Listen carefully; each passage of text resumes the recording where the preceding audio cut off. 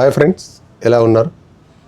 నేను బాగానే ఉన్నాను. మీరందరూ కూడా మీ ఫ్యామిలీ మెంబర్స్ అందరూ కూడా ఆయురారోగ్యాలతో ఉండాలని, మీరు కోరిందల్లా నెరవేరాలని ఆ యూనివర్స్ మీకు అనుగ్రహిస్తారని కోరుకుంటున్నాను.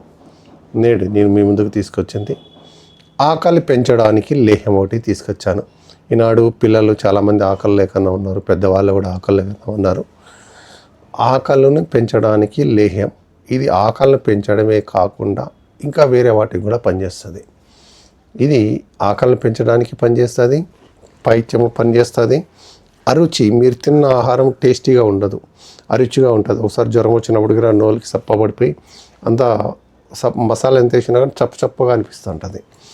అలాంటి దానికి పైత్యం ఉన్నా కానీ, అరుచి ఉన్నా కానీ, ఆకలి మందగించడం, ఆకలి సరిగా కాకపోవడం, సమయానికి కాకపోవడం, యోనిలో మహిళలకు వచ్చి యోనిలో మంట రావడం, దురద రావడం, తెల్లబట్ట, ఎర్రబట్ట, పసుపు బట్ట, ఇలాంటి డిశ్చార్జెస్ కావడం, ఇలాంటి డిశ్చార్జెస్ మహిళలకు అవుతున్న ప్లస్ పైత్యం, అరుచి, ఆకలి మందగించడం ఉన్న వాళ్ళకు ఇది తయారు చేసుకోండి. ఇది కావాల్సింది మన వంటిల్లే వైద్యశాల, మన ఇంట్లో ఉన్న వస్తువులే. జీలకర్ర 100 గ్రాములు, పటికి బెల్లం 100 గ్రాములు, ఆవు నెయ్యి 100 గ్రాములు. నెయ్యి ఆవు నెయ్యి లేనప్పుడు ఏ నెయ్యి అయినా వాడుకోవచ్చు. నెయ్యి, జీలకర్ర, పటికి బెల్లం.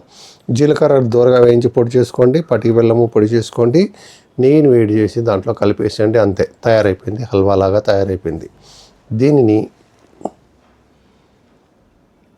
నిల్వ చేసుకొని పెట్టుకొని మీరు మార్నింగ్ అండ్ ఈవినింగ్ పెద్దవాళ్ళకు 1 చెంచా, పిల్లలకు 1/2 చెంచా తినడానికి ముందు వాడాలి. ఇది తినడానికి ముందే వాడితేనే కదా అది మీకు ఆకలి అయ్యేది. ఓకే, ఆకలితో బాధపడుతున్న వాళ్ళకు ఈ ప్రయోగం చేయండి. ముఖ్యంగా పిల్లల్లో ఎక్కువ ఉంటుంది, పెద్దవాళ్ళల్లో కూడా ఉంటుంది ఇది. ఓకేనా? 3 వస్తువులు కూడా మళ్ళీ రిపీట్ చేస్తాను. మళ్ళీ మన ఇంట్లో ఉన్న వస్తువులే. ఆవు నెయ్యి, జీలకర్ర, పటికి బెల్లం సమభాగాలు తీసుకోండి. ఓకే, పిల్లలకు పోతే 1/2 చెంచా, పెద్దవాళ్ళకు పోతే 1 చెంచా. పిల్లలు కూడా 15 ఇయర్స్ దాటితే కన్నా 1/2 చెంచా వరకు తీసుకోవచ్చు. ఓకే, ఇవన్నీ చేసుకొని మీరు లాభం పొందాలని కోరుకుంటూ సెలవు తీసుకున్నాను. అశోక్.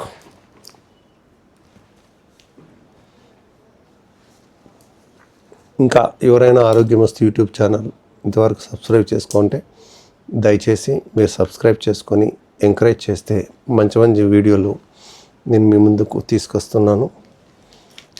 సహకరిస్తున్న ప్రతి ఒక్కరికి కూడా నేను ప్రత్యేక కృతజ్ఞతలు తెలియజేస్తున్నాను. మీరు మంచిగా సబ్స్క్రైబ్ చేసుకుంటే నేను మంచి వీడియోస్ మీ ముందుకు